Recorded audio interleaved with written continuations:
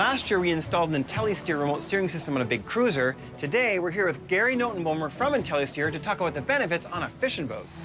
Large part of the use is for guys that are out by themselves or girls out by themselves fishing, want to be able to leave the wheel and not have to run back and forth all the time. So we can steer right here from the transom? Absolutely, yes. Like we can steer to the left here right now, and you'll see the motor move. It's very gradual. It's about 8 seconds hard over to hard over.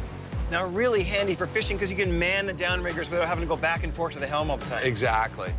Installation is relatively straightforward. Intellisteer kits come with all of the necessary lines and fittings and are basically plug and play. You'll need a wrench to connect the fittings, a pail for draining hydraulic steering fluid, and crimpers to secure the wiring connections. With this waterproof wireless pendant, you can steer from anywhere on the boat.